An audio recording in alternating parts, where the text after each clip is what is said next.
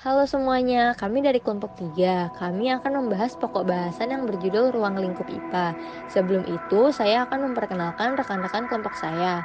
Yang pertama ada Bimo Perkasa Utama Sakti dengan NPM 10521320. Yang kedua ada Fatima Afnan dengan NPM 10521551.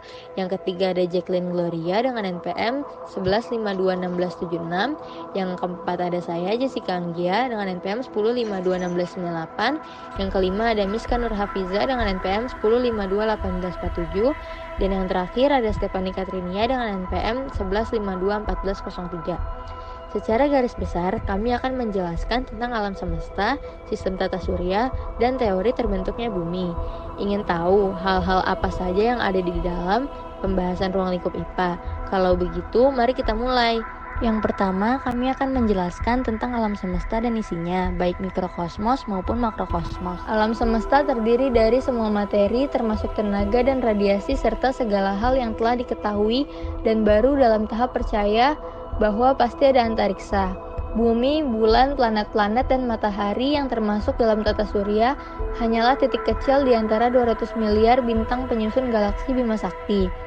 Perhitungan sampai angka 200 miliar bintang ini merupakan perkiraan untuk sebuah galaksi, yakni galaksi Bima Sakti yang mempunyai garis tengah sekitar 100.000 tahun cahaya. Pengertian alam semesta mencakup tentang mikrokosmos dan makrokosmos. Mikrokosmos adalah benda-benda yang mempunyai ukuran yang sangat kecil, misalnya atom, elektron, sel, amuba, dan sebagainya. Sedangkan makrokosmos adalah benda-benda yang ukurannya sangat besar, misalnya bintang, planet, dan galaksi. Namun para ahli astronomi menggunakan istilah alam semesta dalam pengertian tentang ruang angkasa dan benda-benda langit yang ada di dalamnya. Alam semesta atau universum dalam terminologi atau ilmu astronomi adalah ruang angkasa dengan segala zat dan energi yang ada di dalamnya. Konsep manusia mengenai apa yang dimaksud alam semesta telah berubah secara radikal sepanjang zaman. Pada mulanya, mereka meletakkan bumi sebagai pusat alam semesta. Selanjutnya, mereka menemukan bahwa bumi adalah sebuah planet dan yakin bahwa mataharilah sebagai pusat. Kemudian mereka menyadari bahwa matahari hanyalah sebuah bintang biasa yang merupakan anggota dari sebuah gugusan bintang yang disebut galaksi, dan meyakini bahwa galaksi inilah alam semesta.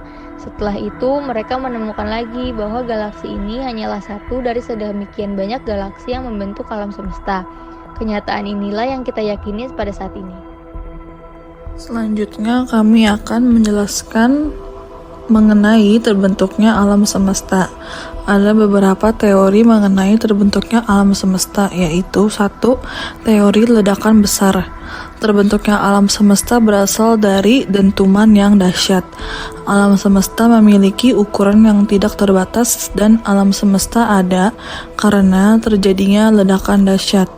Teori ini menjelaskan bahwa alam semesta berasal dari sesuatu yang super padat dan panas, yang kemudian meledak dan mengembang sekitar 13,75 miliar tahun yang lalu, hingga menjadi alam semesta seperti sekarang ini. Yang kedua, teori keadaan tetap. Jika teori dentuman besar menyatakan bahwa alam semesta itu bergerak atau selalu berubah, lain halnya dengan teori keadaan tetap menyatakan bahwa alam semesta itu bersifat tetap atau tidak berubah atau statis. Alam semesta ini tidak ada awal dan akhirnya. Alam semesta selalu terlihat sama seperti sekarang. Teori ini menganggap bahwa alam semesta tidak terhingga luas serta usianya. Lalu yang ketiga adalah teori mengembang dan merapat atau the oscillating theory. Dalam teori ini kita harus memahami bahwa galaksi-galaksi baru akan selalu muncul dan terbentuk untuk menggantikan galaksi-galaksi yang sudah tidak ada. Isi dari teori mengembang dan memampat adalah ada suatu siklus yang terjadi di alam semesta. Setiap satu siklus akan mengalami masa ekspansi atau mengembang dan satu masa kontraksi atau memampat. Dan yang terakhir, teori alam semesta kuantum. Dalam teori ini, alam semesta dinyatakan sudah ada dari awal dan akan terus ada sepanjang masa. Teori ini juga mengatakan bahwa alam semesta tidak memiliki ruang hampa.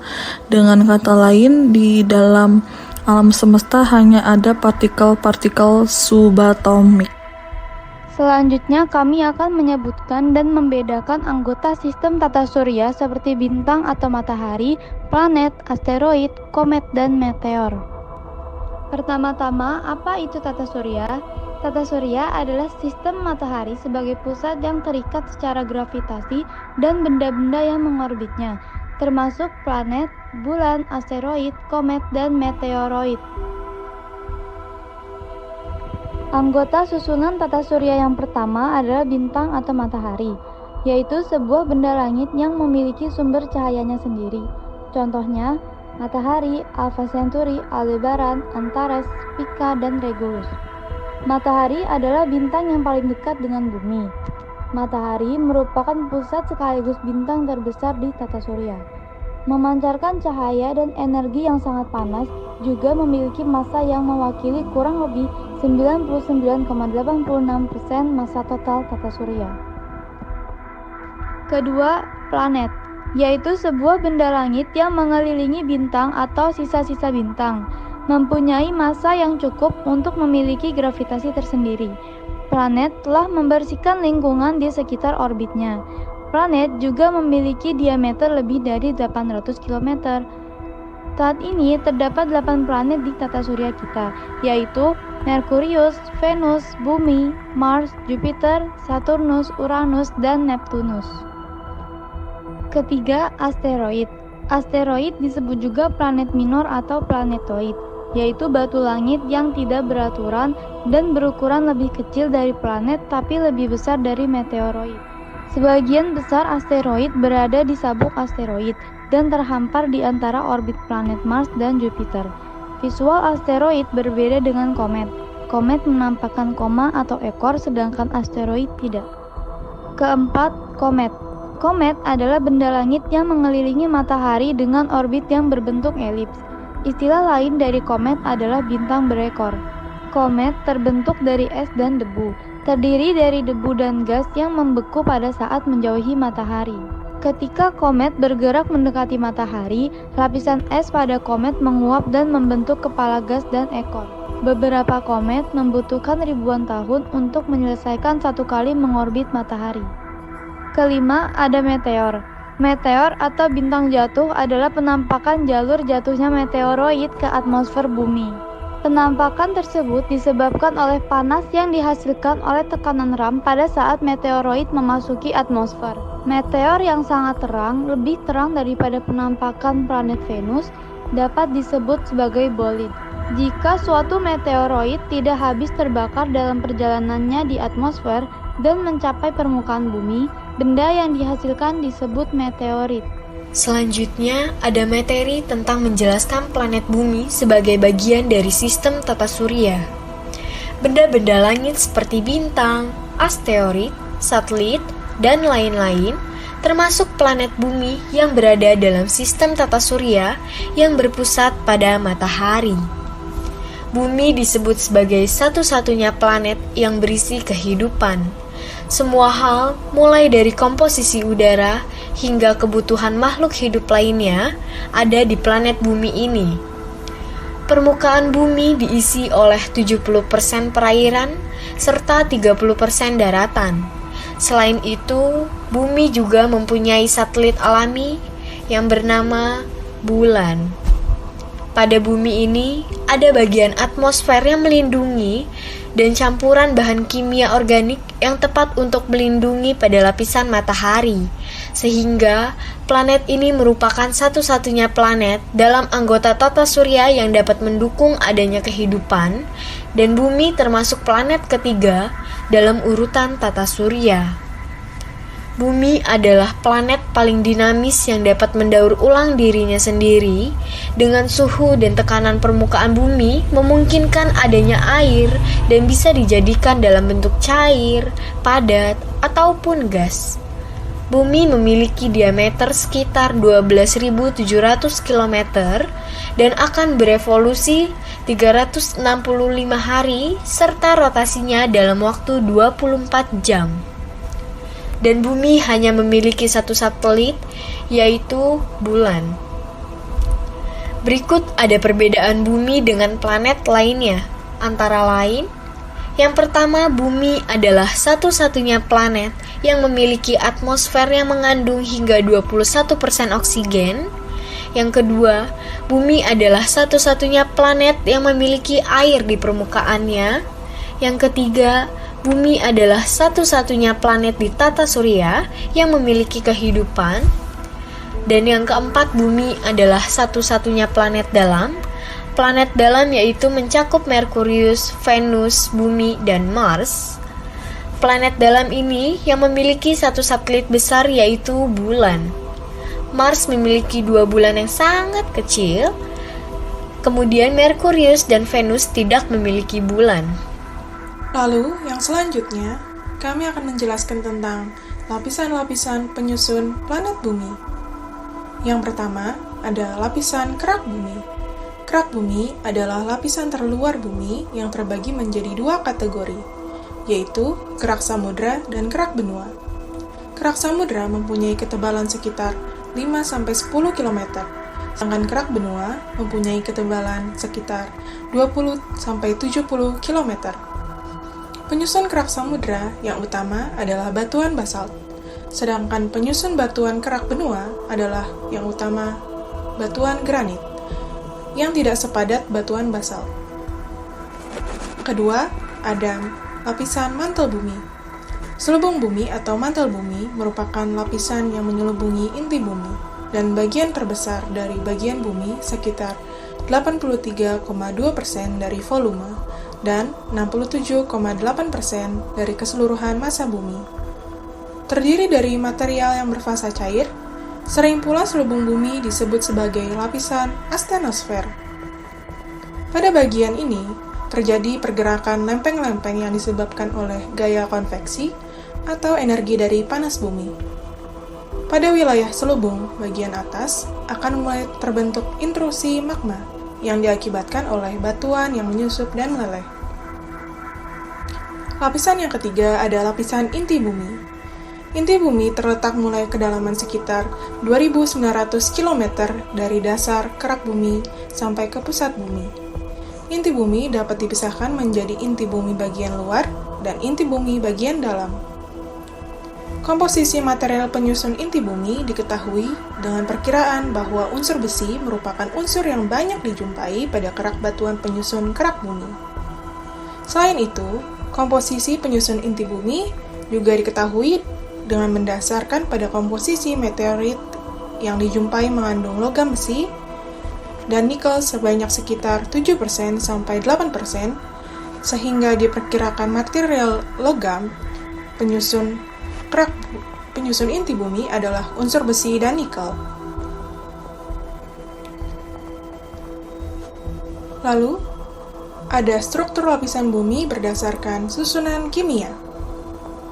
Yang pertama, ada atmosfer. Lapisan atmosfer adalah lapisan udara yang membungkus planet ini dengan ketebalan lebih dari 650 km. Lapisan ini disusun dengan nitrogen sebesar 78% dan oksigen sebesar 21%. Atmosfer juga dibagi menjadi 5 lapisan, yaitu troposfer, stratosfer, mesosfer, termosfer, dan eksosfer. Atmosfer berfungsi untuk melindungi bumi dari benda raksasa di luar angkasa, melindungi dari radiasi ultraviolet, serta media cuaca yang mempengaruhi awan, angin, hujan, salju, topan, badai, dan lainnya. Lapisan yang kedua ada hidrosfer. Hidrosfer adalah jumlah semua air di bumi dan siklus air yang mendistribusikannya ke seluruh planet. Hidrosfer mencakup air di permukaan planet, di bawah tanah, dan di udara.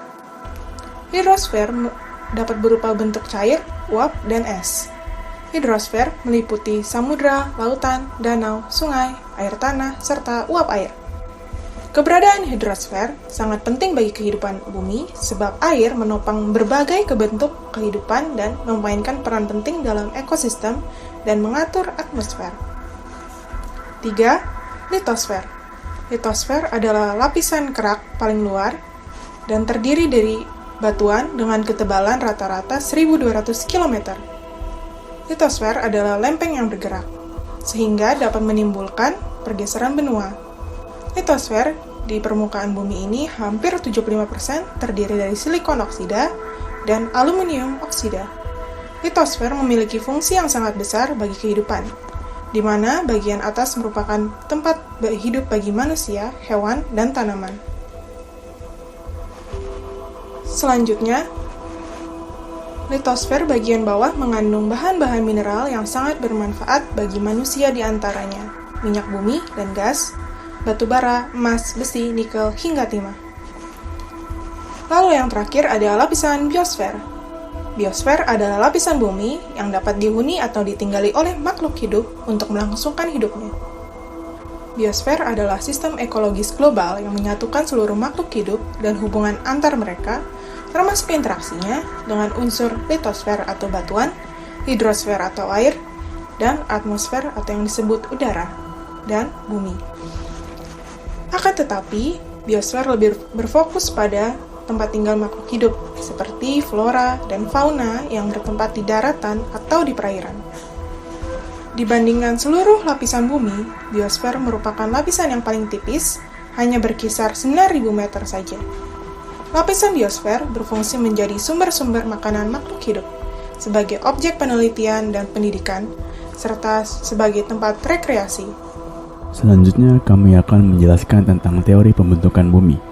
Teori-teori pembentukan bumi. Pertama, teori pasang surut gas.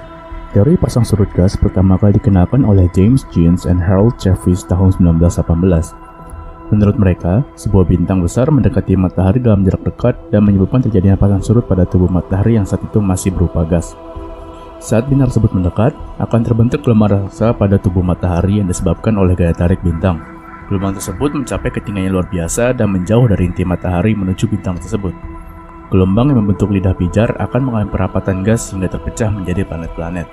Kedua, teori ledakan besar. Teori ledakan besar atau Big Bang mungkin menjadi salah satu yang paling terkenal. Teori ini menyebutkan bahwa bumi terbentuk selama puluhan miliar tahun. Mulanya, terdapat gumpalan kabut raksasa yang berputar pada porosnya. Putaran tersebut menyebabkan bagian-bagian kecil dan ringan dari kabut terlempar keluar dan berkumpul membentuk cakram raksasa. Di satu waktu, gumpalan kabut raksasa itu meledak membentuk galaksi dan nebula-nebula. Selama kurang lebih 4,6 miliar tahun, nebula-nebula tersebut membeku dan membentuk galaksi Bima Sakti yang di dalamnya terdapat tata surya. Bagian ringan yang terlempar keluar di awal mengalami kondensasi hingga membentuk gumpalan yang mendingin dan memadam menjadi planet-planet termasuk bumi. Ketiga, teori kabut nebula.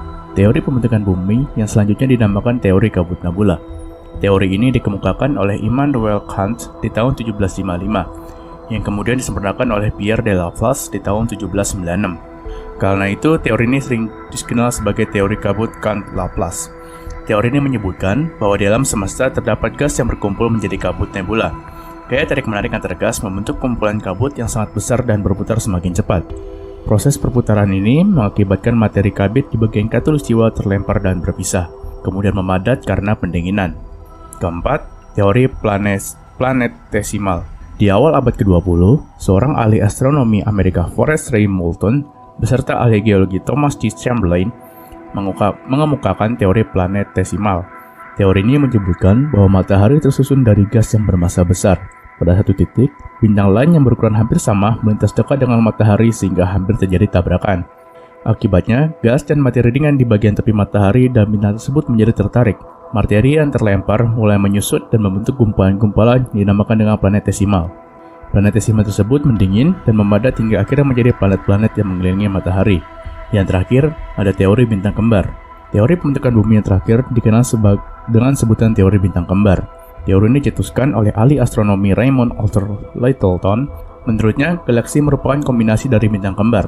Salah satu bintang tersebut meledak dan menyebabkan banyak material yang terlempar. Karena bintang yang tidak meledak memiliki gravitasi yang kuat, sebaran pecahan ledakan bintang lainnya mengelilingi bintang tersebut. Bintang yang tidak meledak kemudian dikenal dengan matahari, sementara pecahan-pecahannya adalah planet yang mengelilinginya.